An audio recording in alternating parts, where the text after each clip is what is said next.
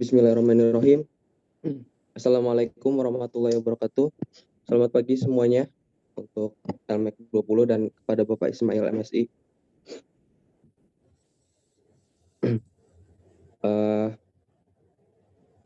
Di sini dari kelompok 3 akan membahas tentang getaran dan gelombang.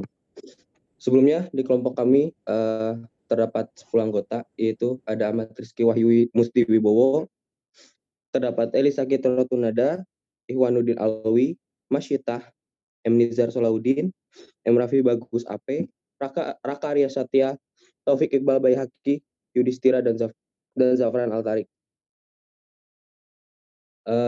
Di sini kami akan membahas tentang getaran, gelombang, dan pengaplikasiannya. Lanjut, Tris. Untuk materi akan dimulai oleh Muhammad Nizar. Untuk Muhammad Nizar, dipersilahkan. Oke, bismillahirrahmanirrahim. Assalamualaikum warahmatullahi wabarakatuh. Getaran. Pengertian sederhana dari getaran sendiri adalah gerak bolak-balik yang terjadi di sekitar titik kesetimbangan. Apa sih sebenarnya titik kesetimbangan itu? Titik kesetimbangan adalah posisi awal benda dan benda itu dalam keadaan diam. Di sini secara kompleks getaran didefinisikan sebagai gaya pegas yang berlawanan arah dengan simpangan, memperlambat gerak benda hingga akhirnya berhenti sesaat di titik terjauh di kiri, di mana X sama dengan minus A dan gaya pegas sama dengan minus KX menjadi KA positif. Selanjutnya kayak next.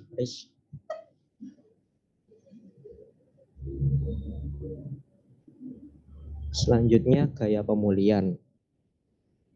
Gaya pemulihan adalah gaya yang besarnya sebanding dengan simpangan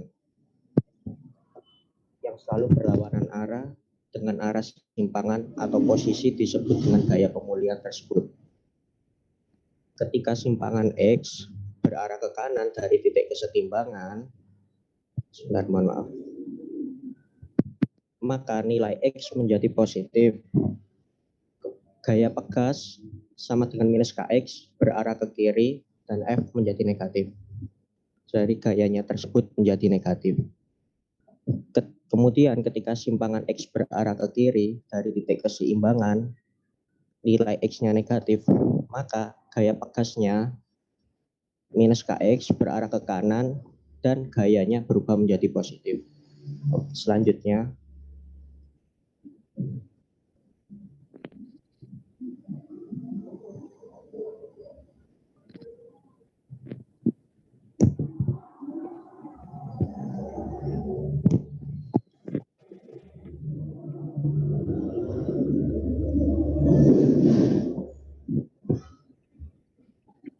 persamaan simpangan gerak harmonis sederhana.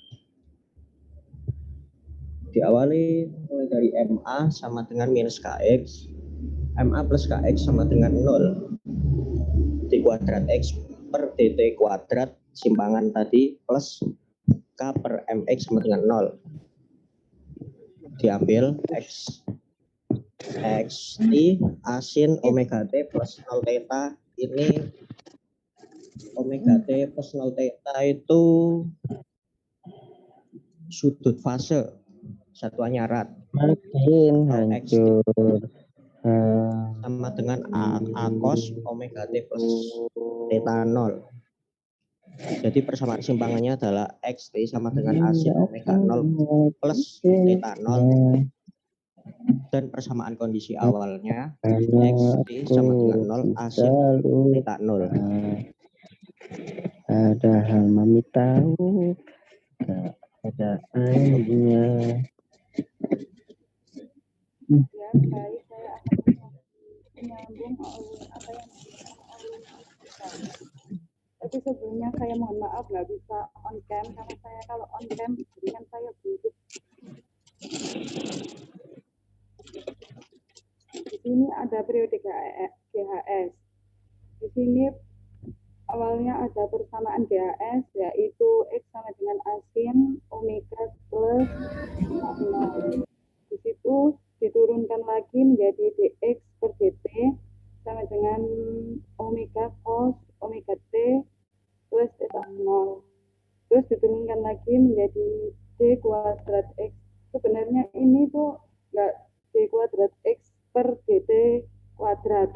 Di sini cuma hanya turunan itu menyimbolkan turunan kedua dt, bukan dt kuadrat tapi dt biasa, tapi keduanya itu kayak turun kedua gitu. Terus setelah itu diperoleh percepatan GAS sama dengan A sama dengan min omega kuadrat per X. X yaitu simpangan. Terus di sini ada gaya bekas di gambar sebelah kiri, itu ada gaya bekas. Apabila gaya bekas tersebut ditarik ke bawah, maka konstanta bekas yang di sana akan bekerja. Ya, di situ bekerjanya kan akan kayak naik ke bawah, tuh naik ke atas kayak gitu. Nah, itu apabila kita tarik ke bawah maka min kayak gitu. Terus di situ juga ada frekuensi sudut sama dengan omega akar K per M, terus yang di bawah ada periode sama dengan T 2pi akar M per K. Selanjutnya, yang berikutnya ada energi getaran, energi potensial. Energi potensial adalah energi yang terdapat pada benda ketika berada di sekitar titik keseimbangan. Rumusnya seperti setengah kx kuadrat, sedangkan energi kinetik adalah energi yang terdapat pada benda karena adanya kecepatan atau pergerakan dan massa. Eka sama dengan setengah mv kuadrat.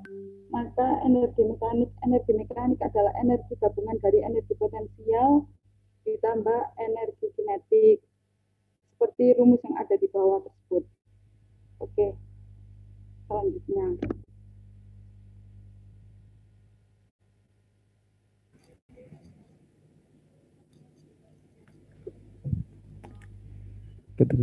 Selanjutnya kita akan membahas osilasi teredam. Nah, pada kenyataannya, osilasi harmonik sederhana itu sangat sulit ditemui dalam kehidupan sehari-hari.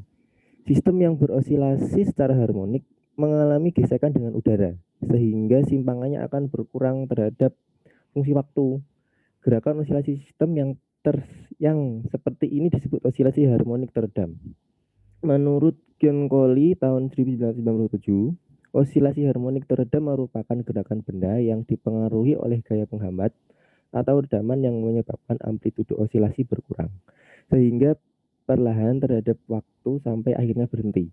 Gaya penghambat atau redaman ini dapat berupa gaya gesek udara maupun faktor internal pada sistem. Besarnya gaya redaman ini sebanding dengan kecepatan, namun arahnya berlawanan. Persamaan osilasi harmonik teredam dapat dirumuskan menjadi rumus di bawah ini. Oke, lanjut.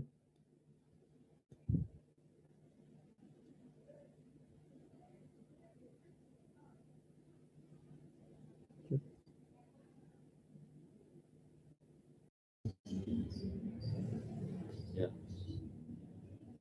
Gelombang adalah getaran yang merambat. Bentar. Gelombang adalah getaran yang merambat. Gelombang merambat tanpa memindahkan partikel-partikel, hanya bergerak di sekitar titik kesetimbangan gelombang berdasarkan medium. Gelombang mekanik, gelombang yang membutuhkan medium. Yang kedua, gelombang elektromekanik, elektromagnetik, gelombang yang tidak membutuhkan medium, gelombang berdasarkan arah lambat, gelombang transversal, gelombang yang tegak lurus dengan arah lambatnya, gelombang longitudinal, gelombang yang searah dengan arah lambatnya.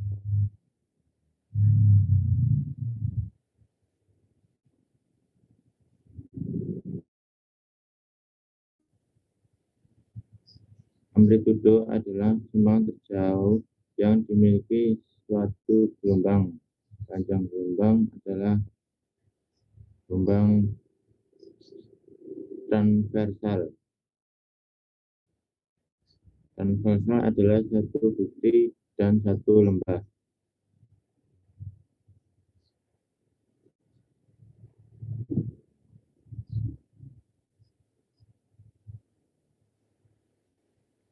Next.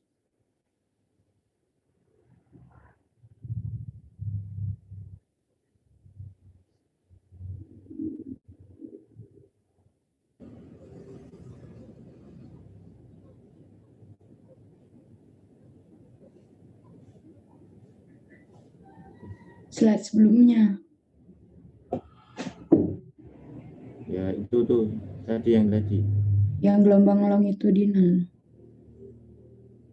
Nah, yang ini. Ya. Itu tadi. Nah, puncak gelombang, titik tertinggi pada gelombang, dasar gelombang, titik-titik terendah pada gelombang, bukit gelombang, lengkungan UBC atau FVJ, lembah gelombang, cekungan JDE atau GHI. Amplitudo A, nilai mutlak simpangan terbesar, panjang gelombang antara dua puncak berurutan atau jarak antara dua dasar berurutan. Periode selang waktu yang diperlukan untuk menempuh dua puncak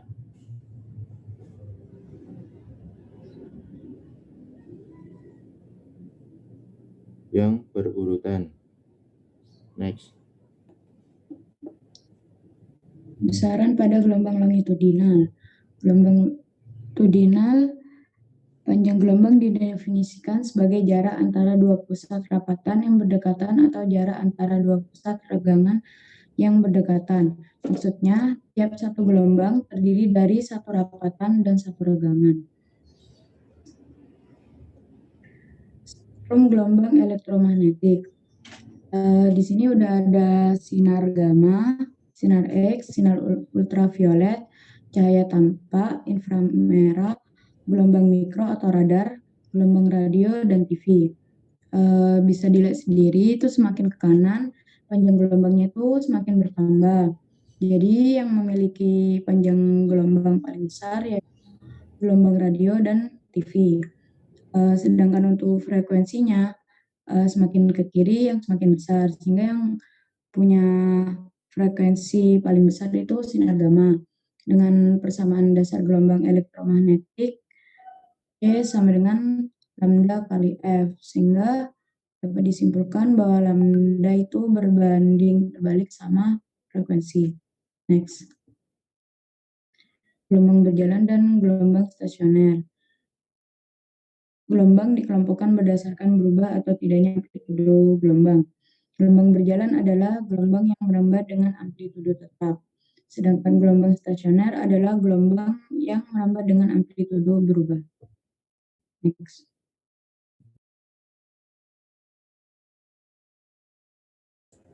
Oke, gelombang berjalan. Gelombang berjalan sama seperti yang dijelaskan tadi. Gelombang berjalan adalah gelombang yang merambat dengan amplitudo tetap atau konstan di setiap titik yang dilaluinya. Gelombang berjalan memiliki bentuk yang sinusoidal sehingga dapat dibentuk gelombang berjalan. Persamaan simpangan getaran harmonik sederhana seperti yang ada di slide ini, yaitu Y sama dengan A sin omega T atau Y sama dengan A sin 2pi V. Dan rumus untuk fase gelombang sendiri, atau fase gelombang adalah suatu sudut fase yang ditempuh setiap satu putaran dengan rumus fase gelombang sama dengan T waktu per T periode. Selanjutnya, persamaan gelombang berjalan. Secara umum, persamaan gelombang berjalan seperti di bawah ini, yaitu Y sama dengan plus minus A sin 2pi T waktu per T min X per lambda. Bisa disederhanakan menjadi plus minus A sin 2pi V. Untuk kecepatan dan percepatan partikel juga bisa dilihat seperti ini. Ini rumusnya Vp dy per dt sama dengan dt d per dt dikali A sin omega t min kx, atau sama dengan Vp omega A cos dikali omega t min kx. Untuk percepatan partikel, percepatan sama dengan dy per dt sama dengan d per dt omega A cos dikali omega t min kx, atau bisa juga disederhanakan menjadi Vp-nya sama dengan omega A sin dikali omega t min kx, atau sama dengan min omega kuadrat Yp. Sudut fase dan beda fase gelombang berjalan.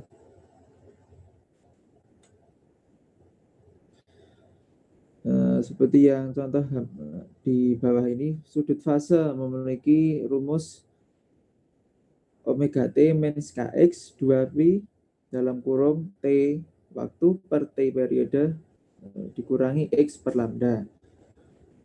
Untuk fase gelombang, t waktu per t periode dikurangi x per lambda sama dengan theta p per 2pi.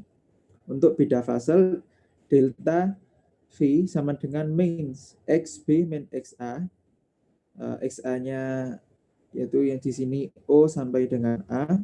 Untuk XB-nya dari O sampai B per lambda sama dengan delta X per lambda.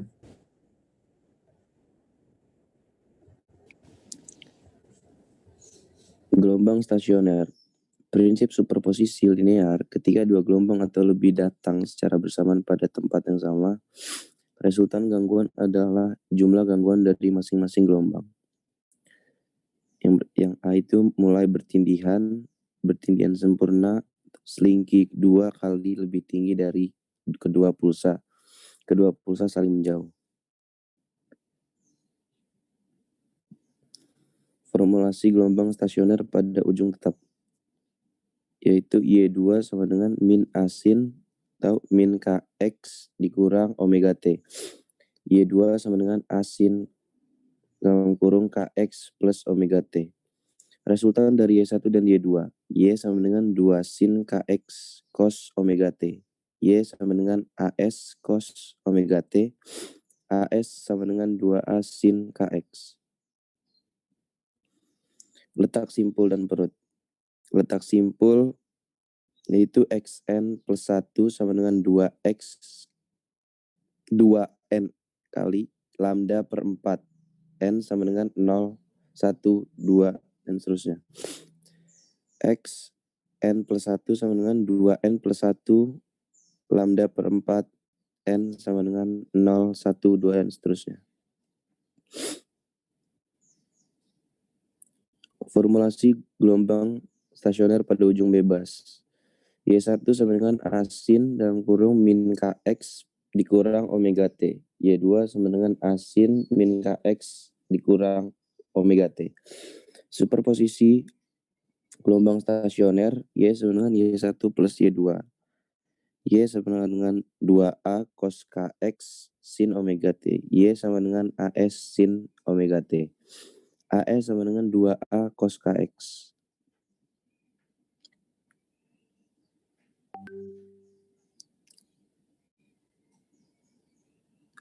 Letak simpul. Xn plus 1 sama dengan 2n plus 1 lambda per 4. letak perut X N plus 1 sama dengan 2N X lambda per 4 N sama dengan 0, 1, 2, dan seterusnya. Ya, next. Gejala-gejala gelombang, dispersi gelombang. Dispersi gelombang adalah perubahan bentuk gelombang ketika gelombang merambat melalui sesuatu medium. Medium udara, medium. Dan udara adalah medium non-dispersi untuk gelombang bunyi. Gelombang mekanik yang merambat melalui medium. Sepanjang perambatannya bentuk gelombang tidak berubah. Dan gejala-gejala gelombang terdiri dari refleksi, dispersi, refraksi, difraksi, interfraksi, polariasi, dan efek Doppler. Pemantulan gelombang. Superposisi dari gelombang pantul dengan gelombang datar menghasilkan gelombang stasioner. Gelombang permukaan air mudah diamati dengan menggunakan tangki riak atau tangki gelombang.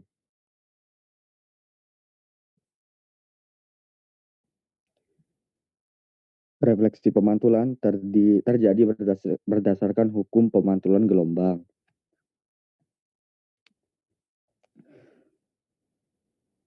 Next. Pembiasaan gelombang. Gambarnya bisa dilihat ya. Sinar datang dan dari tempat yang dalam ke tempat yang dangkal dibiasakan mendekati garis normal R kurang dari I. Sebaliknya, sinar datang dari tempat yang dangkal ke tempat yang dalam dibiaskan menjauhi garis normal R lebih dari I. Next. Difraksi gelombang. Lenturan gelombang yang disebabkan oleh adanya penghalang berupa celah dinamika difraksi gelombang. Ya, untuk selanjutnya itu interferensi gelombang. Sebelumnya, apa sih interferensi? Interferensi adalah interaksi antar gelombang di dalam suatu daerah. Nah, interferensi gelombang ini terbagi memiliki dua sifat, yaitu konstruktif dan destruktif. Untuk yang bersifat konstruktif adalah jika beda fase kedua gelombang sama dengan 0, sehingga gelombang baru yang terbentuk adalah penjumlahan dari kedua gelombang tersebut. Itu udah ada contoh gambarnya ya, untuk yang sifat interferensi konstruktif. Terus, untuk yang bersifat destruktif adalah jika beda fasenya adalah 180 derajat, maka kedua gelombang akan saling menghilangkan. Contohnya juga udah ada itu di sebelahnya. Lanjut. Untuk selanjutnya yaitu polarisasi gelombang. Polarisasi ini merupakan peristiwa perubahan arah getar gelombang yang acak menjadi satu arah getar. Gelombang yang dapat mengalami polarisasi hanyalah gelombang transversal yang mempunyai arah getaran tegak lurus dengan arah rambatannya. Kenapa? Karena jika gelombang bergetar ke segala arah setelah melewati sebuah celah, arah getaran gelombang menjadi satu arah atau terpolarisasi linier. Dan hal ini tidak mungkin terjadi pada gelombang longitudinal. Next. Untuk selanjutnya yaitu ini merupakan pengaplikasian dari getaran dan gelombang. Yang pertama yaitu ada shock breaker. Shock breaker atau peredam kejut adalah sebuah alat yang digunakan untuk meredam hentakan yang disebabkan oleh energi kinetik. Ini biasanya digunakan di motor ya. Lanjut. Selanjutnya ada ultrasonografi, yaitu sebuah teknik diagnostik dan pencitraan menggunakan gelombang ultrasonik dengan frekuensi antara 1 sampai 8 MHz. Dan ultrasonik banyak digunakan untuk melihat struktur internal tubuh, bayi dalam kandungan, pembuluh darah, penyakit kanker, otot, tulang, dan sendi. Next. Lalu ada positron emission tomography, teknik penceritaan fungsional kedokteran nuklir yang digunakan untuk mengamati proses metabolisme dalam tubuh dengan mendeteksi pasangan sinar gamma yang dipancarkan secara tidak langsung oleh radionuklida pemancar positron. Next. Oke, ini gamma tomografi salah satu pemanfaatan aplikasi gelombang dalam bidang bisa dikatakan NDT, karena kita ini mengecek suatu kondisi dari sebuah pipa ataupun benda-benda lain dengan cara ya hampir seperti X-ray. Jadi kita menyinari benda tersebut dengan sinar gamma yang gambar yang bagian apa ini, yang kuning ini sumber gamanya, terus kita kita tembakkan atau lewatkan di pipa tersebut terus sampai ke detektor. Nah, detektor ini akan menghasilkan sebuah citra. Nah, citranya seperti gambar yang ada di kiri ini. Seperti itu.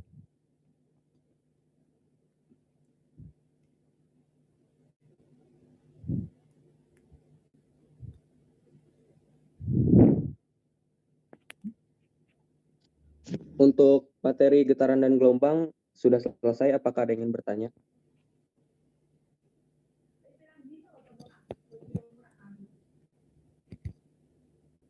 Mau nanya yang susah-susah juga nggak apa-apa.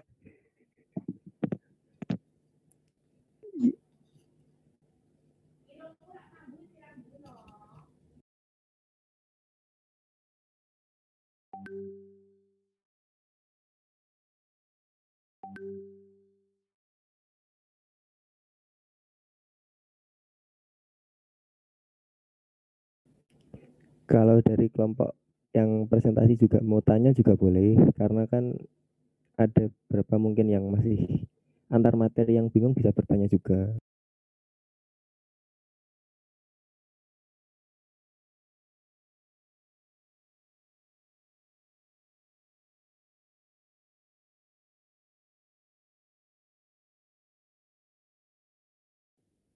Yuk silakan teman-teman yang lain yang aktif ya, dipersilakan untuk bertanya. Nanti kelompoknya ya mencoba menjawab. Kalau memang tidak bisa ya nanti saya ya. Silakan, tidak masalah. Silakan, ini untuk kalian ya. Jadi kelas ini free, apa namanya istilahnya, sepenuhnya untuk kalian. Silakan dimanfaatkan. Baiklah, sebelumnya perkenalkan, nama saya Rizal. Saya mencoba bertanya yang tadi interferensi gelombang. Interferensi itu kan dibagi dua ya. Ada yang bersifat konstruktif dan destruktif. Konstruktif apabila beda fasenya 0. Destruktif apabila beda fasenya 180 derajat. Lalu bagaimana apabila kita mendapatkan gelombang yang beda fasenya itu 90 derajat? Maka dia masuk ke sifat apa? Terima kasih.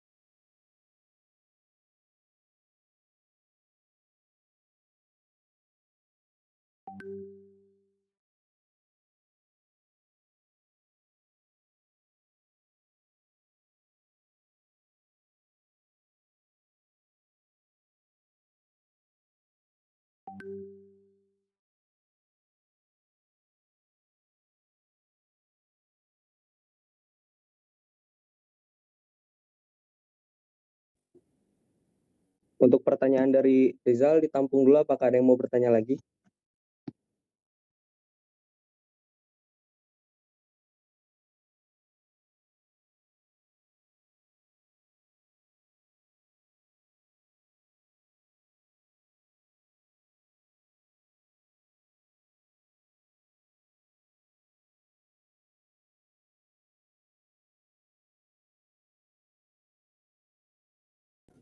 tadi pertanyaannya Rizal, coba bisa diulang ya? Tadi kan ini apa bersifat konstruktif apabila beda fasenya antar gelombang itu 0 gitu kan ya. Sedangkan bersifat destruktif apabila antar gelombang memiliki beda fase 180 derajat. Lalu bagaimana bila beda fasenya itu 90 derajat, dia bakal masuk ke sifat yang mana? Gitu. Terima kasih.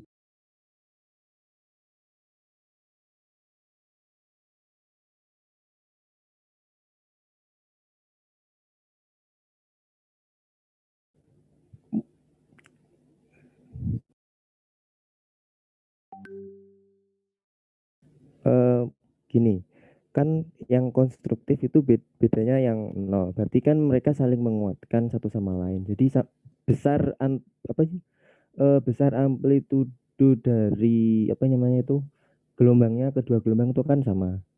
Jadi mereka akan benar-benar saling menguatkan. Nah, untuk yang destruktif kan bedanya 180. Jadi berbeda sangat-sangat jauh. Jadi antar gelombang itu kan saling melemahkan. Sedangkan yang Anda tanyakan 90 derajat berarti mungkin saja kedua gelombang tersebut saling menguatkan namun tidak sekuat dengan yang konstruktif yang perbedaannya 0 derajat. Mungkin seperti itu. Karena saya belum pernah, karena mohon maaf saya memang belum pernah dapat kasus yang seperti itu. Baik, terima kasih Taufik atas jawabannya.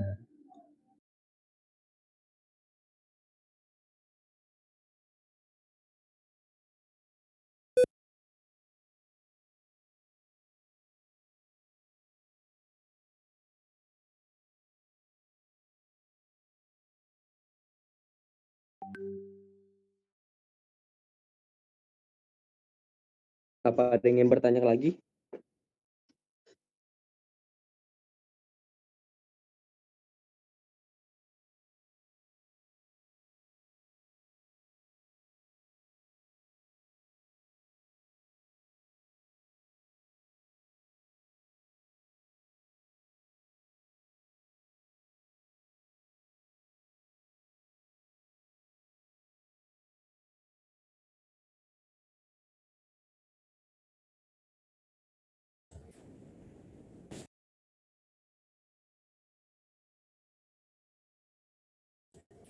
Mungkin ada yang mau bertanya lagi?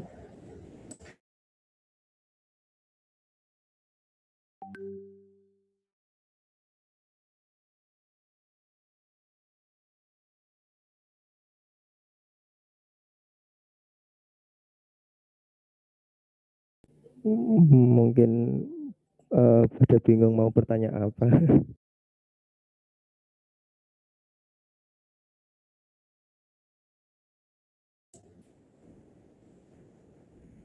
Ya Bapak tanya aja, insya Allah bisa dijawab.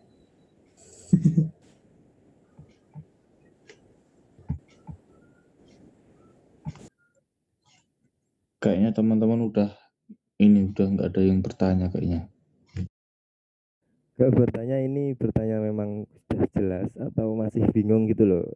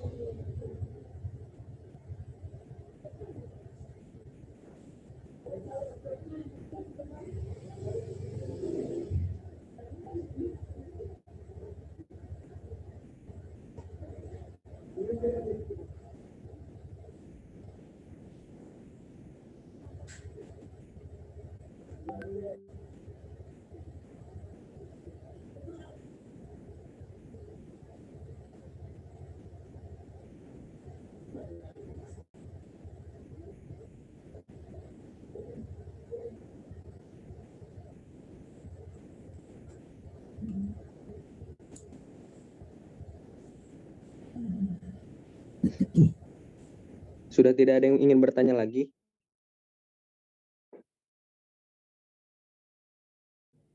Mungkin ditutup aja ya, gak apa-apa.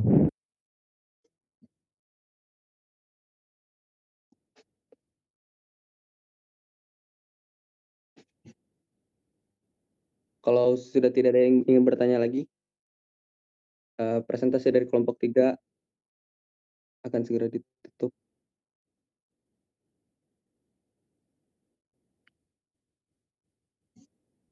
Pak Ismail ada tambahan atau koreksi dari koreksi untuk kami, Pak? Ya, saya persilakan dulu ke teman-teman yang lain dulu kalau memang ada yang mau ditanyakan. Silakan, enggak apa-apa. Atau mungkin ini ya, beberapa tambahan dari saya. Nanti bisa tanya ke saya kalau memang ada yang belum jelas. Ya apa-apa, kita diskusi ya, diskusi terbuka. Jadi terima kasih untuk kelompok berapa tadi? Kelompok 3 ya. Iya, Pak. Iya, Pak, kelompok 3, Pak. Presentasinya sudah lengkap tadi untuk materinya dari getaran gelombang. Sudah saya catat. Sudah ada pengertiannya, kemudian sudah ada persamaan, sudah lengkap baik di getaran maupun di gelombang. Kemudian juga sudah disampaikan tadi aplikasi ya, aplikasi dari getaran maupun gelombang. Ya meskipun itu mungkin masih sedikit ya dalam memberikan contoh aplikasinya. Sebenarnya sudah sebenarnya sangat banyak sekali ya aplikasi dalam kehidupan kita sehari-hari, baik yang sederhana sampai dengan yang advance gitu dalam memanfaatkan getaran dan maupun gelombang. Ya, tapi sudah cukup lah untuk dalam ini penyampaian tadi ya sudah cukup baik, sudah cukup komplit apa yang disampaikan. Nah, mungkin beberapa tambahan dari saya yang mungkin jadi perhatian tadi kalau kaitannya dengan aplikasi tadi sudah disampaikan tadi bahwa yang banyak dipakai atau yang banyak kita temui dalam kehidupan kita sehari-hari adalah yang getaran teredam ya, getaran yang teredam. Tadi sudah dikasih contoh yaitu adalah shock breaker ya. Shock breaker itu aplikasi dari getaran yang teredam. Jadi ketika mungkin kita naik motor, naik kendaraan gitu ya, ada lubang atau ada polisi tidur gitu, setelah melewati itu lah itu kerjanya di situ shock breaker tadi ya, dia bergetar tapi teredam, artinya apa, lama-lama dia makin kecil ya osilasinya, getarannya. Kalau pas awal getarannya dia mungkin tinggi osilasinya, amplitudenya besar, tapi lama-lama makin seiring dengan fungsi waktu gitu ya, berjalannya waktu, amplitudenya makin kecil, akhirnya berhenti, tidak berosilasi lagi atau tidak bergetar lagi. Itu pengertian dari yang osilasi atau getaran yang teredam. Memang itu banyak sekali aplikasinya dalam kehidupan kita. Paling mudah untuk kita temui yaitu tadi shock breaker. Nah, ini saya mencoba memancing perhatian atau apa istilahnya itu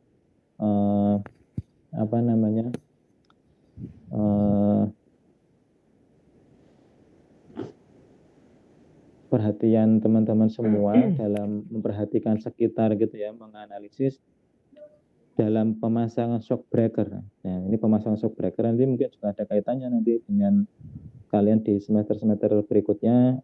Kalian akan mendapatkan mata kuliah desain engineering, kemudian ada mata kuliah apa lagi ya?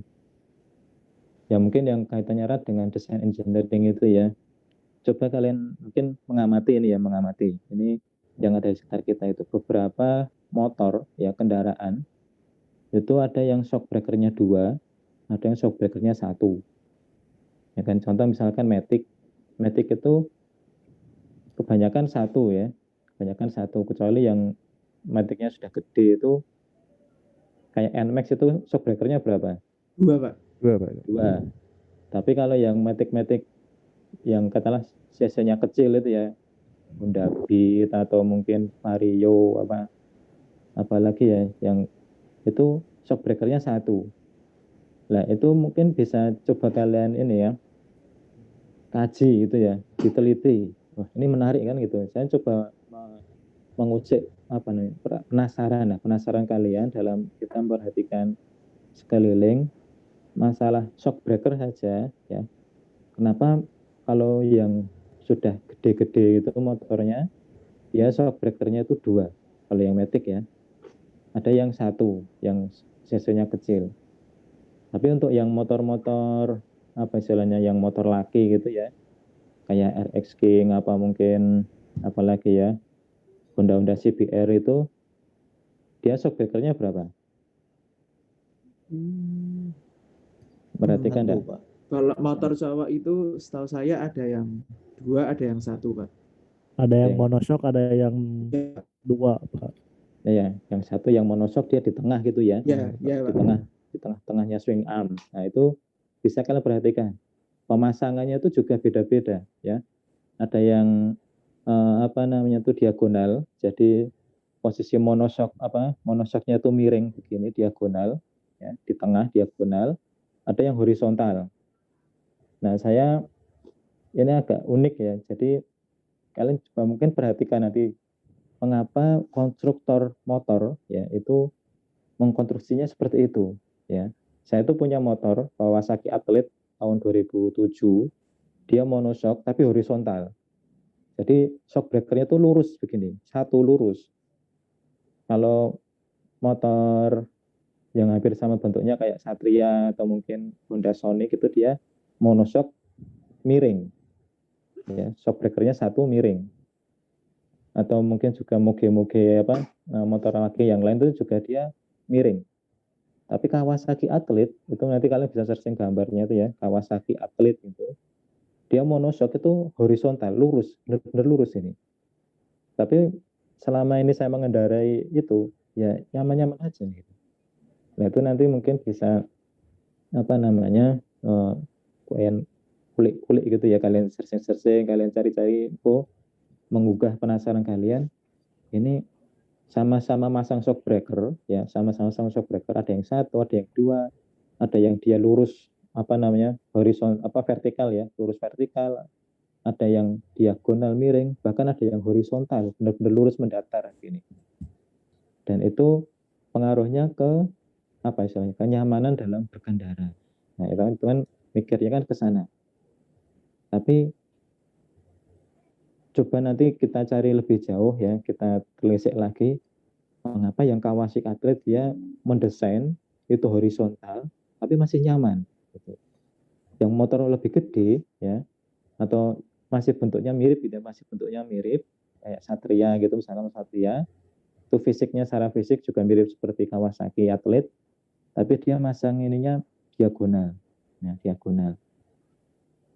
Tapi sama-sama nyaman. Mungkin yang pernah ngerasain motor Satria gitu, enaknya di mana, nyamannya di mana, yang pernah naik Kawasaki Athlete. Kalau saya yang merasakan ya masih nyaman-nyaman aja gitu ya. Buat handling nikung kanan, nikung kiri gitu ya nyaman kalau bagi saya gitu. Nah, itu coba nanti bisa kalian telusuri ya. Ini saya mencoba menggugah rasa penasaran kalian, karena memang sekali lagi kita itu kuliahnya adalah kuliah vokasi ya. Vokasi itu arahnya adalah menghasilkan produk. Desain itu termasuk produk ya, sehingga nanti kalian itu TA-nya, tugas akhirnya itu bukan teoritis seperti anak S1 ya, kita kan D4 ya, D4 politeknik ya, vokasi, artinya tugas akhirmu itu nanti adalah berupa produk, bukan berupa teori, bukan berupa simulasi atau apa ya, berupa data-data, tetapi berupa barang. Nah, berupa barang termasuk dalam desain ya, rancang bangun itu nanti kalian akan diajarkan menggunakan beberapa aplikasi atau software gitu ya, misalkan SolidWorks mungkin ya, kalau mungkin yang pernah pakai, atau mungkin AutoCAD. Nah, itu kalian desain pakai software itu, terus benar-benar kalian rancang, dibentuk. Nah, dalam perancang itu nanti mungkin memang kita juga harus kuat teorinya, tapi sampai jadi bentuk jadi. Nah, Itu berasal dari situ. Mungkin kalian bisa telusuri dulu, ditelaah dulu. Pemasangan shock breaker horizontal itu bagaimana pengaruhnya, dia redamannya apa, gelombangnya berarti kan maju mundur begini. Kalau yang miring bagaimana, kalau yang vertikal bagaimana. Itu kalau di SolidWorks itu seperti ada kayak simulasinya begitu ya. Kalau desain begini itu dengan gaya berapa, nanti redamannya bagaimana. Nah itu bisa dipelajari lebih lanjut. Yaitu saya mencoba ini hanya manas-manasi lah istilahnya bahasa Jawa itu, tak panas-panasi biar kalian melihat sekeliling itu ada rasa penasaran, ada ketertarikan gitu ya. Terus membuka ide. Nah, buka ide. Wah, ini kok bisa ya dipasang begini. Mungkin nanti kalau mau mendesain bentuk apa istilahnya itu posisi shock breaker yang khusus gitu ya, harus sekian derajat kemiringannya misalkan, ini bisa meredam sekian, nah, itu bisa diperhitungkan. Kalau yang horizontal kata itu 0 derajat, ada yang 45 derajat, ada yang 90 derajat gitu ya, benar-benar vertikal gitu. Nah itu apa sih pengaruhnya? Nah itu bisa bisa kita telusuri ya, kita pelajari lebih lanjut. Oke, itu dari satu sisi ya, dari satu sisi aplikasi. Saya langsung mengarah ke aplikasinya saja ya. Kalau dari teori-teori itu sudah cukup lah, sudah cukup komplit. Tidak perlu saya ulas, itu di SMA SMK saya rasa sudah pernah mendapatkan. Kalau dari persamaan simpangan diturunkan menjadi kecepatan, diturunkan lagi menjadi percepatan, itu sudah pernah diajarkan ya. Itu tinggal ngurutkan aja sudah bisa itu. Tapi yang di kuliah fisika dasar 1, di kuliah di perguruan tinggi ini, di vokasi ini, nah bagaimana kita menerjemahkan persamaan-persamaan itu tadi ke dalam produk, alat atau barang ya. Tadi ada persamaan getaran teredam, ada persamaannya. Nah, getaran teredam itu kita wujudkan dalam bentuk barang apa? Nah, itu yang menjadi kajian kita ya di Politeknik itu seperti itu. Jadi kita mengarah aplikasi dari persamaan-persamaan ya, teori-teori yang kita pelajari itu kita wujudkan dalam berupa produk. Itu satu ya dari shock breaker, nanti bisa dipelajari lebih lanjut. Kemudian tadi ada aplikasi gelombang yang lain adalah USG. Ya, USG mirip-mirip USG itu ada namanya UT ya, ultrasonic test. Itu salah satu metode cipta rusak juga. Itu nanti akan kalian pelajari ya di materi mata kuliah NDT ya, kalian akan dapatkan itu. Dan di semester 2 nanti ada praktikum fisika dasar dan ada praktikum alat ukur, itu sudah dikenalkan sedikit menggunakan UT ya, karena itu banyak sekali digunakan di industri ya. Banyak yang membutuhkan para operator dan analisator UT ya, ultrasonic test. Dan kebetulan di STN itu kita juga menyediakan sertifikasi ya, semacam kayak lisensi atau pelatihan juga bagi yang berminat untuk mendapatkan sertifikasi UT level 2. Itu bisa dipakai di industri ya. Kalian mau bekerja di ya banyak tempat industri ya, entah itu Pertamina, entah itu ya banyak lah, yang pokoknya asalkan mereka menggunakan pipeline ya, perpipaan gitu, itu pasti membutuhkan analis seorang UT ya. Di tes menggunakan UT bagaimana kualitas kelasan ataupun ada cacat atau tidak dan lain sebagainya ya, retak atau tidak, itu menggunakan ultrasonic test. Itu juga menggunakan gelombang bunyi ya, frekuensi tinggi ya, ultrasonic, frekuensinya ultrasonic. Nah itu nanti akan dipelajari ya. Jadi mirip seperti USG. Kalau USG itu kan bentuknya melihat bentuk bayinya itu ya, ada kelihatan kepalanya, oh ini sudah posisinya bagaimana, detak jantungnya juga kelihatan. Nah, tapi kalau nanti UT itu kita melihatnya adalah berupa retakan gitu ya, ada retakan atau mungkin ada bulat-bulat apa berupa gelombung-gelombung udara atau apa gitu. Dan itu nanti nyambung ke kalian nanti praktikum apa namanya saya lupa, kerja bengkel atau apa itu. Nanti kalian juga kan diajari ngelas. Mungkin ada yang pernah di SMK, ada yang pernah ngelas itu? Ada yang pernah belum? Belum pernah. Nah, nanti kalian akan diajari teknik ngelas ya. Teknik ngelas, baik itu cewek maupun cowok ya. Yang cewek ini apalagi ini ya, mungkin selama ini sama sekali belum pernah pegang alat las, nanti ngelas. Kamu juga harus bisa ngelas, yang cewek-cewek itu ngelas ya. Ada tekniknya, yaitu dari cara ngelas itu nanti kalian bisa nyambung itu pemahamannya ke bagaimana kita menguji lasan ya, memperkirakan posisi cacatnya ada di mana, besarnya berapa, nah itu ada ke sana. Nah itu untuk apa namanya itu aplikasinya tadi ya, bisa ditambahkan yang ultrasonic test ya. Kemudian untuk yang gelombang elektromagnetik yang akan banyak kita gunakan di tempat kita ya tadi ya X-ray dan gamma, betul ya.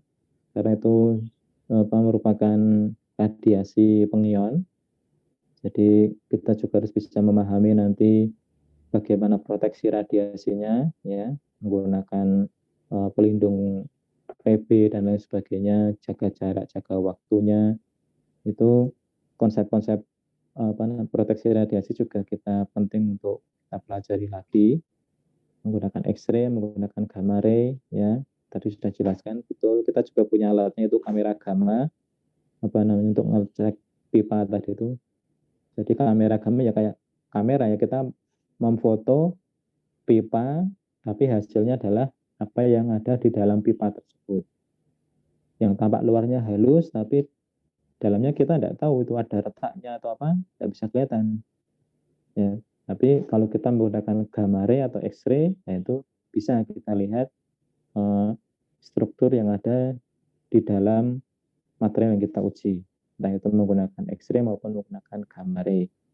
Tadi energinya sudah disebutkan tadi ya, energinya berbeda, tapi nanti sesuai apa namanya istilahnya, ya mana yang cocok lah ya. Kalau gamma itu biasanya kita pakai sumber, maksudnya zat radioaktif ya, zat radioaktif entah itu iridium maupun cesium, itu memancarkan gamma dengan aktivitas tertentu, nanti bisa kalian hitung energinya berapa ya, ada kaitannya nanti antara aktivitas dengan energi sekian, oh dia bisa mampu menembus pipa ketebalan sekian, itu bisa dihitung ya, bisa dihitung. Nanti kalian juga harus bisa ngitung-ngitung seperti itu kalau mau menggunakan kamera gamma ya. Kalau kamera gamma itu menggunakan zat radioaktif, bisa iridium, bisa cesium kalau yang ada di tempat kita itu.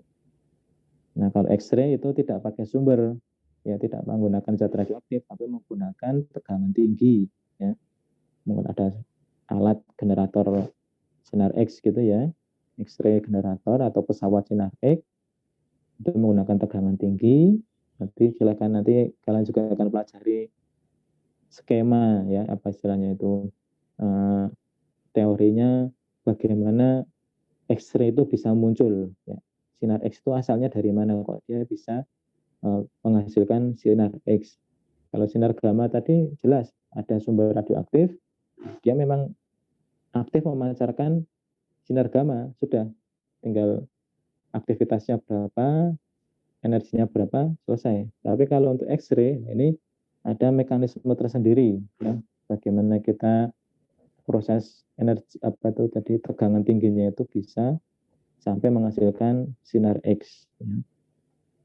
Itu apa namanya bisa kalian nanti pelajari lebih lanjut. Ada X-ray yang biasa ya, yang konvensional. Ada di tempat kita itu juga X-ray tegangan tinggi ya, atau energinya sangat tinggi sekali, yaitu betatron. Betatron itu juga menghasilkan sinar X ya, sampai dengan energinya 7 MeV itu. itu mahal sekali alatnya, dan di Indonesia itu tidak banyak atau bahkan mungkin hanya 2 yang punya Betatron se-Indonesia. Salah satunya kita. Ya, kita Betatron, yang satu lagi di Batan Pair, ya, di pusat aplikasi iradiasi, yaitu di Pasar Jumat, Batan Pasar Jumat.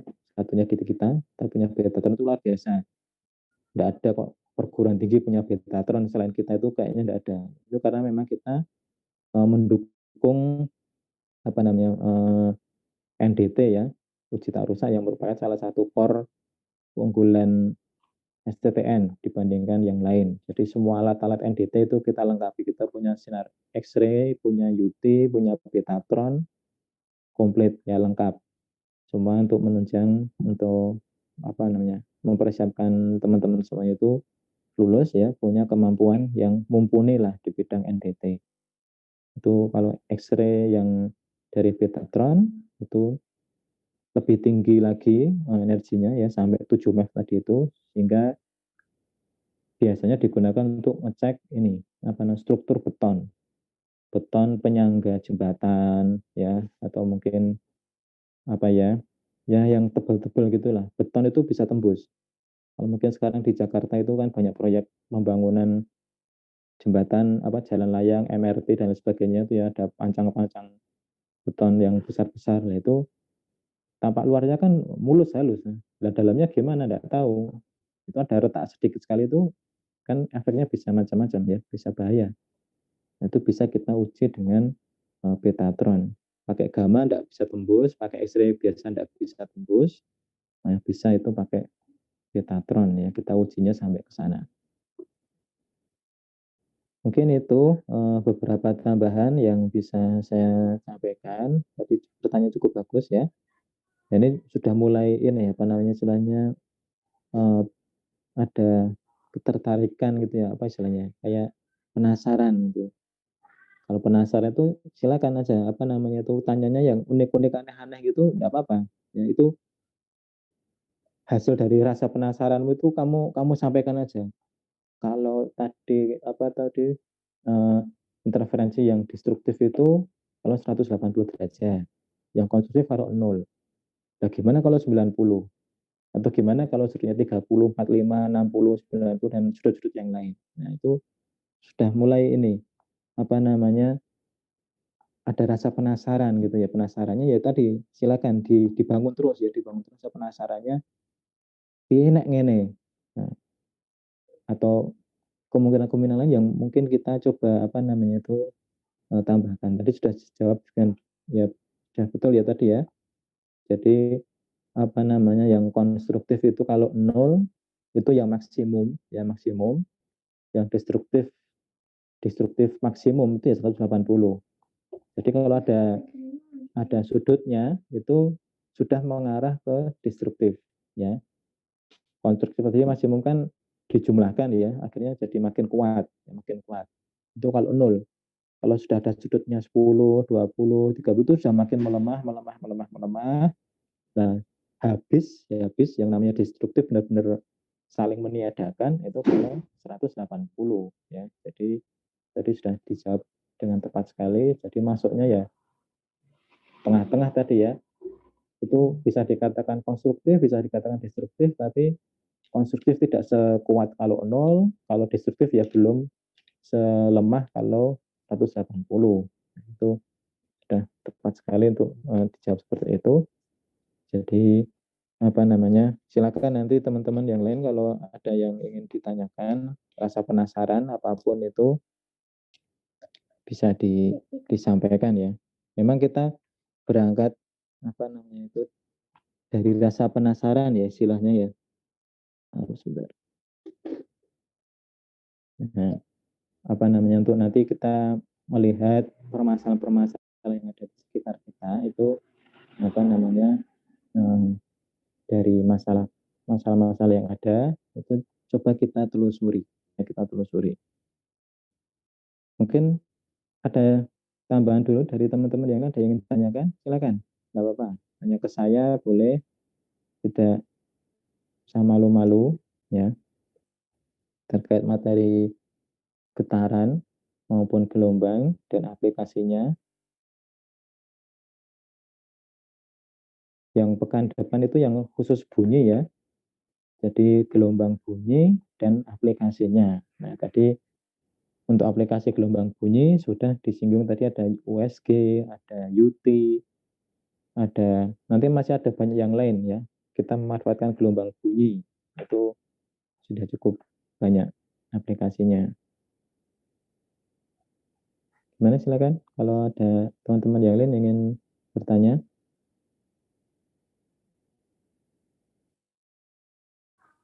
Mungkin dari pengalaman kalian sehari-hari gitu ya, pengamatan, diamati, timbul rasa penasaran ya, itu terus kalian searching di internet, googling gitu ya, baca-baca buku kok bisa. Nah, itu apa namanya, urut-urutannya seperti itu ya. Kemudian tadi ada aplikasi polarisasi. Tahu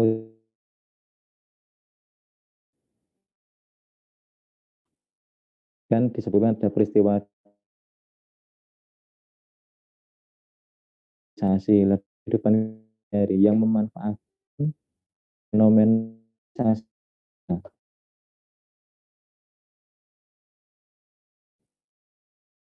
apa? Ada yang bisa menyebutkan? Oh, ini polarisasi. Prinsip dari polarisasi itu kita manfaatkan di mana?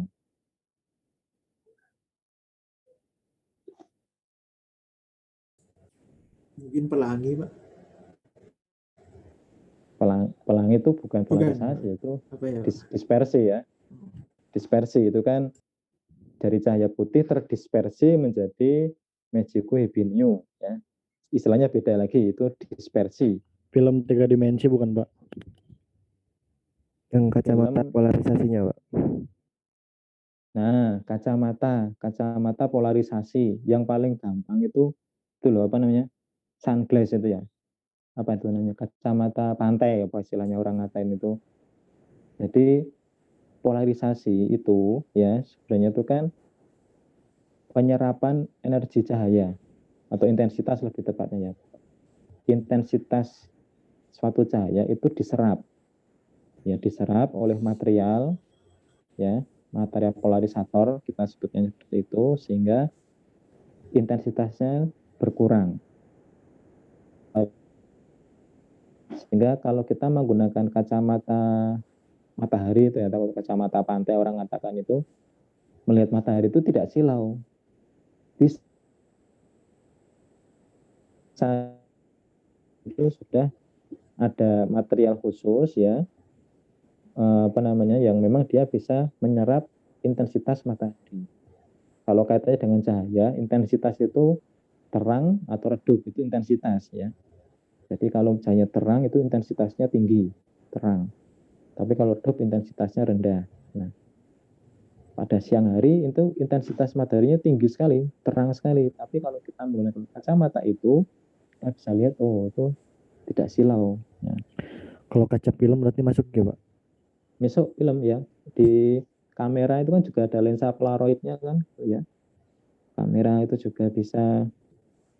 Jadi lensa yang dia memang fungsinya itu menyerap intensitas cahaya, sehingga antara cahaya yang datang dan setelah melewati lensa ini intensitasnya berkurang, itulah yang proses polarisasinya terjadi di situ. Ini apa namanya, sudah dibuat khusus ya, memang dia fungsinya untuk menyerap intensitas cahaya. Itu polarisasinya itu di situ itu. Termasuk mungkin kaca mobil atau mungkin seperti kalau visor helm iridium itu juga, Pak. Oke, itu bisa. Iya, betul. Yang itu kan di helm ada ceklik, itu ada kacamatanya itu hitam gitu kan ya. Sama yang mengkilap gitu. Nah, itu sama, betul. Itu sama. Itu apa namanya, menyerap intensitas cahaya ya, sehingga tidak silau. Itu kalau beda misalkan ya sama-sama bentuknya kaca seperti itu, tapi yang satu ini memang polaroid, yang satu biasa, itu kalau yang pakai biasa ya tetap aja silau gitu. Meskipun pakai lens kaca bentuknya sama, ukurannya sama, tapi ini dari bahan yang berbeda. Bahan yang satu ini memang dibuat khusus untuk menyerap intensitas cahaya ya. Polaroid itu namanya istilahnya ya, lensa Polaroid. Ada yang di helm itu yang makanya jadi lebih mahal harga helmnya. Ini yang dipasang lensanya khusus kan gitu ya. Ini bisa tidak silau kalau menggunakan itu. Kalau yang helm-helm biasa mungkin harga 50 ribuan yang kacanya cuma kaca biasa gitu ya, ya tetap aja silau ya, karena memang dia tidak ada fungsinya apa-apa, dia tidak punya, bukan fungsinya polarisasi ya, tidak menyerap intensitas cahaya. Nah, gitu. Jadi nyambung ya apa yang kita bicarakan ya. Maksud saya bisa dimengerti ya. Bisa Pak, bisa. Melihat sekitar ya. Ini kan fisika dasar itu ya, masih fisika dasar itu kita tumbuhkan rasa penasaran. Rasa penasaran baik itu hal-hal yang positif maupun hal-hal yang negatif, itu terus kita cari apa sih yang ada di balik itu gitu ya. Dari teori-teorinya tadi ada intensitas apa tadi, interferensi, kemudian difraksi, ada polarisasi. Tidak hanya berhenti sampai situ toh.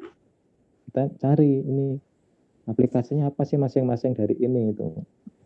Karena tidak mungkin ada teorinya tidak ada aplikasinya, itu hampir saat ini itu hampir semuanya itu sudah bisa diaplikasikan ya, menggunakan teori-teori dasar yang sudah kita pelajari.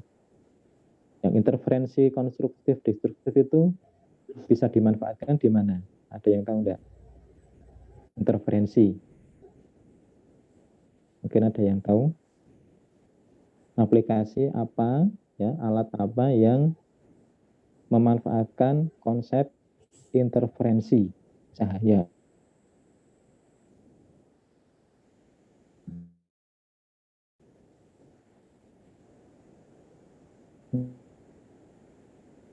Termasuk juga yang difraksi ya. Difraksi itu konsep apa, alat apa ya yang memanfaatkan difraksi cahaya.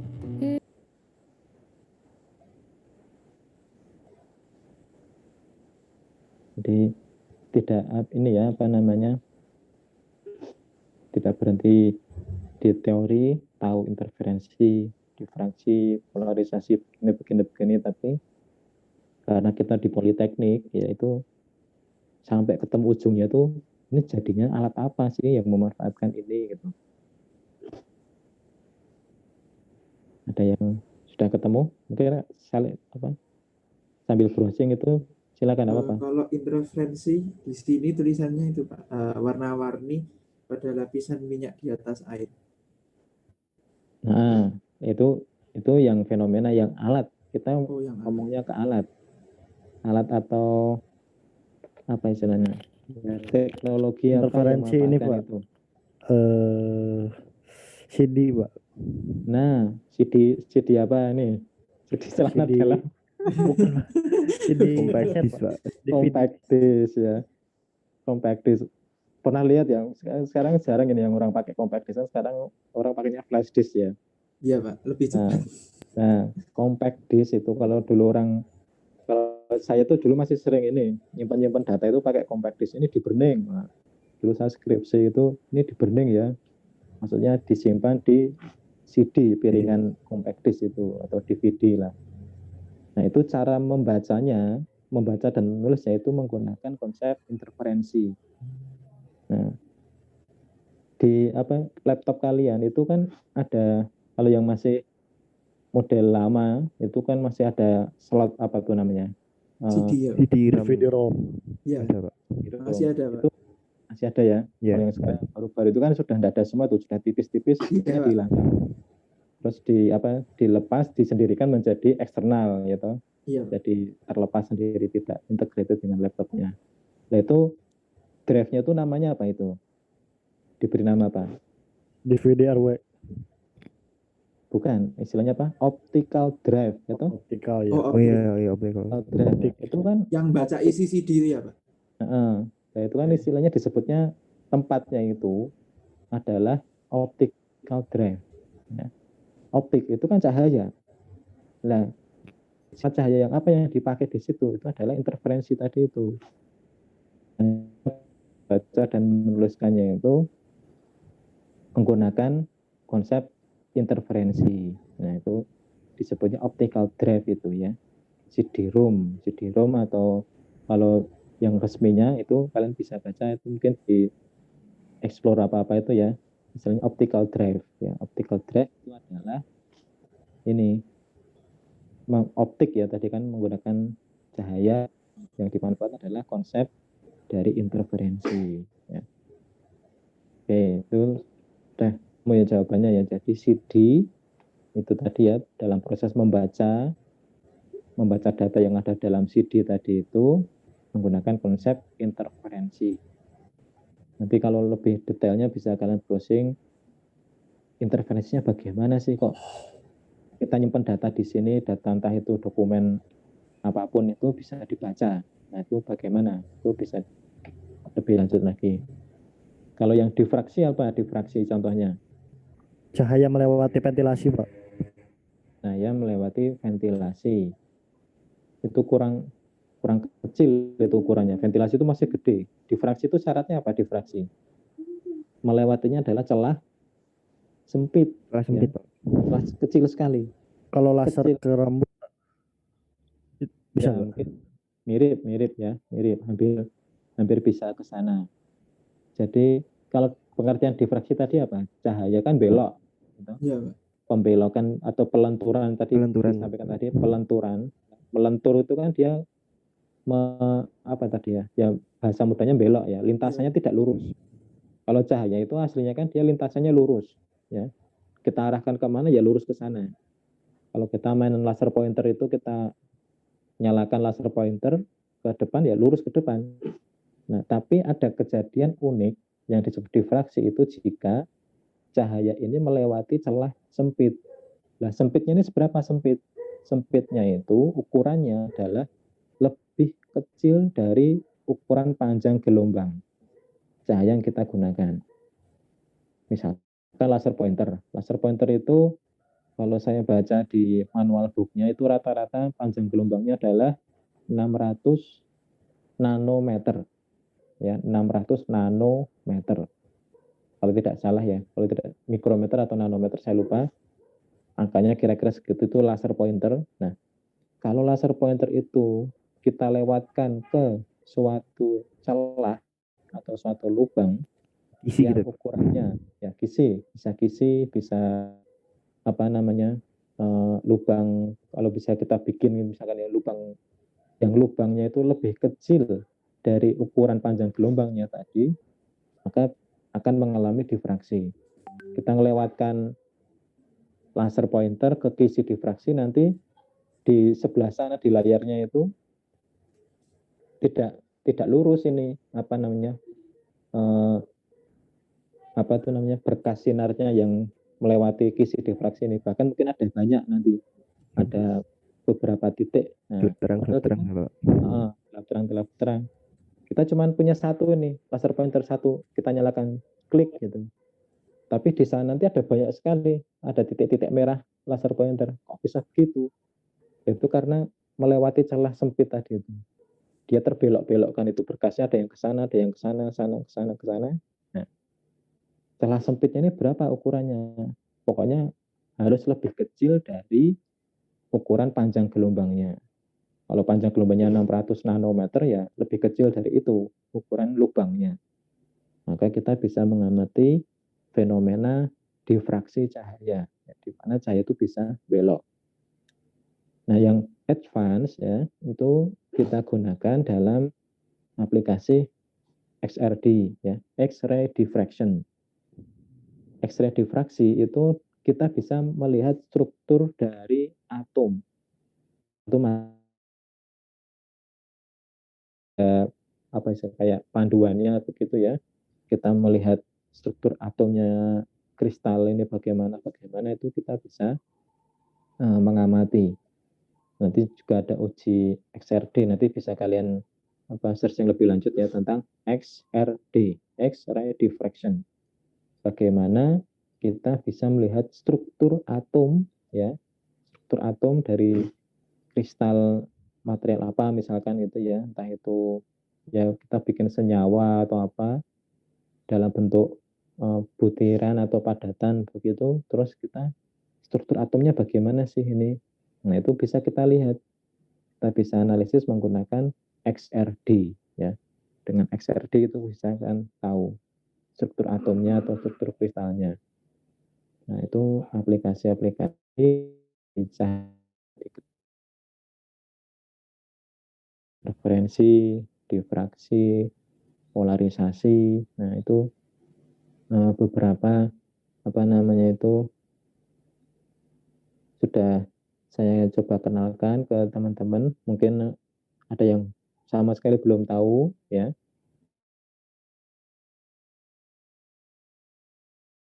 Jasnya bagaimana. Tapi saya ingin lebih ke kehidupan kita sehari-hari ya. Yang bisa kamu lihat keliling kita masing-masing. Kanan kiri kita tuh banyak ya, banyak sekali aplikasinya. Mungkin ada yang tanya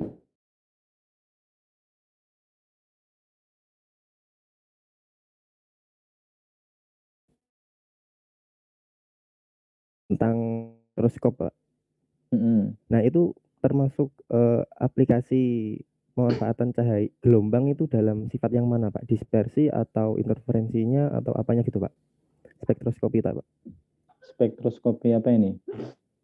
Yang digunakan untuk untuk melihat mengukur panjang gelombang dari suatu bintang tuh, Pak. Oke. Nah, itu ada kaitannya ya. Saya sepertinya pernah menyampaikan atau belum ya.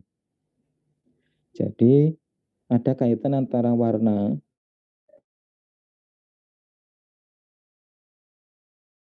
ya. Itu di materi fisika modern kalau tidak salah mungkin juga akan kalian pelajari ya, di spektroskopi itu mungkin juga sendiri ya. Jadi mungkin bisa interferensi juga bisa ya, bisa masuk ke interferensi karena konsepnya kita juga memerlukan penguatan ya toh. Interferensi yang konstruktif, penguatan. Nah, kaitannya ini tadi kalau untuk kita melihat benda-benda di luar angkasa ya, benda-benda di luar angkasa itu awal ceritanya itu kita bisa lihat atau kita hubungkan dengan suhu dulu. Jadi suatu benda yang suhunya itu tertentu, dia akan memancarkan cahaya dengan panjang gelombang tertentu. Contoh yang paling gampang misalkan api ya. Kita melihat api kompor. Nyala api yang warnanya kuning dengan nyala api yang warnanya biru itu suhunya beda. Ya, lebih panas yang warnanya biru. Ya. Lebih panas yang warnanya biru. Nah, sekarang kalau kita melihat dari warna yang bisa kita lihat Megibinium dari warna merah sampai Megibinium ungu. Nah, itu di tadi spektrum gelombang tadi, ya spektrum gelombang itu yang paling panjang itu warna apa? Merah, Pak. Merah, atau merah. Nah, sehingga kalau kita mengamati benda langit, ya, kok kita melihatnya itu berwarna merah, misalkan kita melihat benda A gitu ya, benda A tampaknya merah. Kemudian kita melihat benda langit B tampaknya biru. Nah, berarti posisinya dengan kita itu lebih dekat dengan benda B karena biru. Kalau yang kita lihat itu warnanya merah, berarti dia lebih jauh lagi letaknya. Itu benar gitu ya?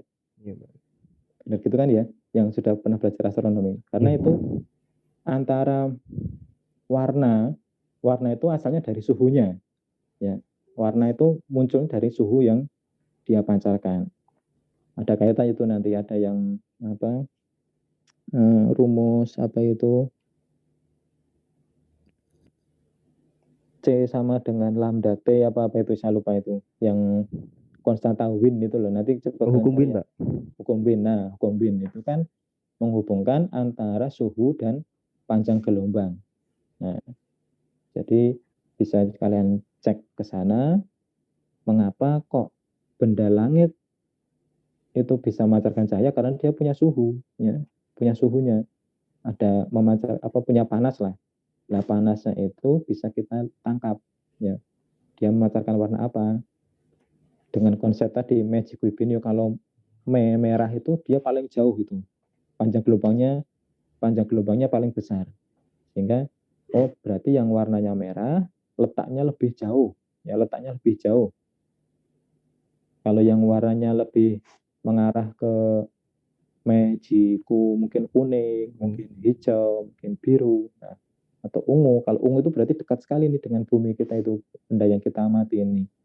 Karena panjang gelombangnya pendek, ya berarti kan ya tadi jaraknya pendek. Benar begitu ya? Iya, Bahasanya ya. Nah, itu tadi kalau dalam bahasa spektroskopi, jadi kita mengamati berdasarkan spektrum. Nah, spektroskopi kan kalau diartikan seperti itu ya, pengamatan berdasarkan spektrumnya, spektrum cahaya yang dipancarkan. Benda langit itu memancarkan cahaya apa? Kita bisa ya, kalaupun tidak tidak bisa menentukan exactly berapa kilometernya, tapi paling tidak kita bisa membandingkan antara A, B, C, dan D, spektrum apa yang mereka pancarkan itu kita bisa petakan. Oh, yang ini lebih jauh, ini lebih dekat, ini di antara yang jauh dengan yang dekat yang ini. Dengan tadi melihat spektrum warna magiku hibinium. Itu ya, spektroskopi namanya. Itu ya. Mungkin ada lagi. Oke, pertanyaan bagus tadi itu ya, juga salah satu aplikasi ya spektroskopi. Kita mengamati benda langit dari spektrum cahaya yang dipancarkan. Ada lagi, silakan. Bagus, ini tadi apa? Saya ikut astronomi itu ikut olimpiade atau apa? Iya Pak, olimpiade Pak. Oh, olimpiade astronomi ya. Ya, oke. Sip itu. Ada lagi mungkin, silakan.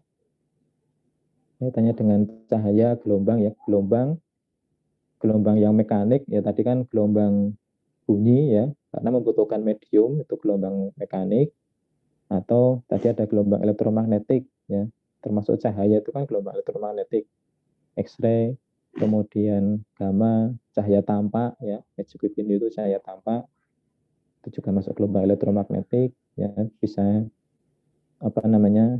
merambat tanpa medium. Ada lagi? Silakan. Kalau tidak ada ya mungkin itu dulu ya diskusi kita pada pagi hari ini. Saya tuh hanya mengharapkan sejak kalian itu kuliah ya di semester 1 ini itu sudah menumbuhkan rasa penasaran gitu ya, ngamati sekitar, baca-baca berita, terus ada hal yang unik kok bisa begini, nah itu dimunculkan ya. Kalau memang itu suatu masalah, suatu problem yang ada di masyarakat, kita cari nih pemecahannya gimana, ini kita pikirkan. Ya.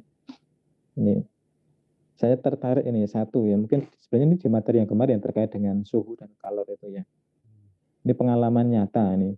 Mungkin kalian pernah mengalami atau juga pernah membaca, kalau orang naik motor metik di pegunungan atau dataran tinggi, pas turun itu kebanyakan mengalami remblong.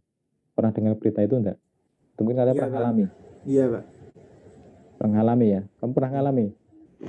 Belum sih Pak, tapi belum ya. Kan.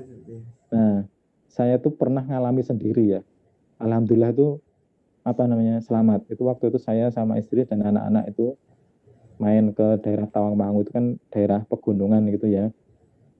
Nah itu jalannya itu turun tajam dan itu jauh gitu ya. Turunan tajam itu jauh. Wah itu awal-awal itu masih pagam itu, lama-lama loh. Saya tuh sampai ya Allah, deg-degannya luar biasa sekali. Ini kalau bablas itu mati kecemplung jurang betul asli. Rem depannya itu blong. Tapi rem belakangnya masih lumayan. Karena kan rem depan itu kalau metik itu yang ini ya, cakram, yang belakang kan masih tromol biasa. Nah itu ngeblong. Untungnya pas ngeblongnya itu mulai agak mendatar sedikit, tapi ya nanti masih turun lagi. Saya berhenti di situ, istri saya turun, anak juga turun, saya tuntun itu ke pinggir itu. ternyata panas banget itu piringan cakramnya itu. Nah, Saya sering Pak. itu kan bisa kita urutkan itu ya. Kita urutkan kronologinya. Kalau pas turunan tajam, pas turunan tajam itu kerja remnya kan kerja keras itu. Ya, gaya geseknya kan berarti besar sekali. Gesekan yang sangat besar sekali itu sampai jadi panas yang luar biasa. Itu diguyur air itu sampai keluar uapnya tuh, jus gitu ya. Nah, panasnya itu ternyata mempengaruhi ke apa? Viskositas dari minyak remnya. Minyak remnya itu memuai, ya. Viskositasnya jadi turun. Viskositasnya, kekentalan remnya itu turun, itu makanya remnya blong. Nah, ini ketemu ya hubungannya ya. Jadi ada panas rem, ada viskositas minyak, sehingga kondisinya remnya itu blong. Nah, ini problem ini. Dan kebanyakan di motor matic, karena memang kalau pas motor matic kan hanya mengandalkan rem aja itu. Kalau yang motor masih ada persnelingnya itu kan ada apa itu namanya? Engine brake kan. Nah, engine brake-nya itu. Nah, kita masuk gigi 1 aja udah cukup membantu, itu udah aman. Makanya bahkan sampai ada larangan di daerah wisata Bendungan itu menggunakan ini motor atau mobil matic, yaitu karena tadi bahayanya di situ, karena matic itu hanya mengandalkan rem, tidak ada engine brake-nya. Iya, itu. Nah, itu coba kalian mulai tertarik gitu ya, mikir nih. Tadi ada kasus panas, ada kasus viskositas minyak remnya itu memuai sehingga viskositasnya turun, sehingga remnya blong. Nah, ini solusinya kalian bisa telusuri ini. Mungkin kalian bisa ngatasi pemanasannya ini, gimana cara bikin sistem pengereman yang pakem tapi panas. Dari bahannya kah, mungkin dari apanya kah, saya juga masih ini ya menganalisa gitu ya, kira-kira desainnya bagaimana. Karena kalau baca-baca itu kan katanya kalau pas diturun itu ngeremnya gantian. Iya. Depan belakang, jangan ditekan depan terus, itu tadi tuh ujungnya ngeblong tadi karena panas. Kerja remnya berlebihan, panas, ngeblong jadinya. Tapi kalau depan belakang itu ya kalau orang cekatan gitu ya, kalau orang enggak cekatan itu ya susah juga ngerem depan belakang itu. Apalagi yang sekarang malah yang kombi brake itu. Kalau ditekan rem belakang, rem depannya juga main. Yang kombi brake kan ya susah lah, mau ngatur depan belakangnya gimana kalau kombi brake ya. Nah itu ini di mahasiswa elektromekanika STN Batan meneliti itu. Nah, bagus itu. Kita bikin desain rem yang gimana, entah itu mungkin dari bahannya atau mungkin dari piringan cakramnya atau apa. Ini pakem tapi tahan panasnya lama, ini gak cepat panas. Nah, itu paling enggak mungkin bisa tahan berapa menit lah ya, sehingga untuk turunan sekian kilometer atau apa itu masih tidak cepat panas. Itu dari segi remnya, atau mungkin dari segi ini minyak remnya itu tadi yang tidak cepat memuai, sehingga viskositasnya tetap terjaga, kentalannya tetap terjaga. Nah, itu mungkin bisa dipikirkan ya. Jadi ada urutnya dari sana, ada dari sistem remnya atau minyak remnya kah, atau gimana lah caranya. Tapi ada kasus itu, dan itu tiap tahun pasti ada berita korban kecelakaan motor matic, entah itu nyemplung jurang, entah itu nabrak apa, akhirnya ya meninggal dan lain sebagainya. Itu tiap tahun masih ada berita seperti itu di daerah-daerah wisata di pegunungan. Ya kalau polisi gampang ya, udah jangan naik motor matic ya. Udah pokoknya kalau naik motor matic dilarang ke sini. Lah kan bagi kita susah. Nah, aku duwene matic ya Pak, maksudnya oleh dolan rono kan susah. Nah, kita makanya ada solusi. Kita mengajukan solusi bagi pengendara matic, kita bikinkan sistem pengereman yang seperti apa, sehingga ketika dipakai di motor matic itu ini tahan terhadap suhu tinggi, ya, tahan panas, sehingga turunan itu udah tidak masalah bagi kita lagi.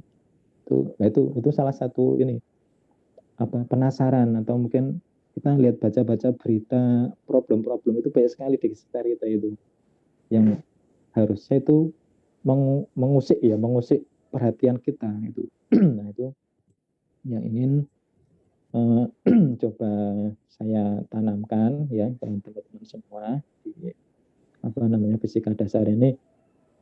Kita mempelajari fisika dasar ya tidak berhenti di tadi itu pengertian rumus sudah selesai, tapi sampai kita tarik, nah ini wujud barangnya itu apa gitu, sehingga kita nyambung, oh inilah dari aplikasi penerapannya gitu ya. Nah mungkin itu diskusi kita udah lebih 1 menit ya, jam 10.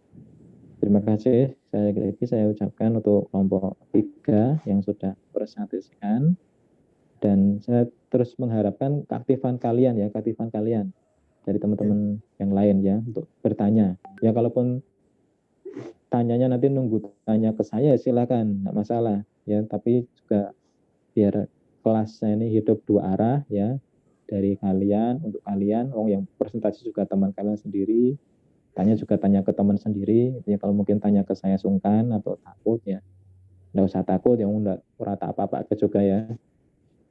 Santai, tapi kita tetap di di forum yang serius begini, tapi nyantai aja, enggak salah. Itu dulu.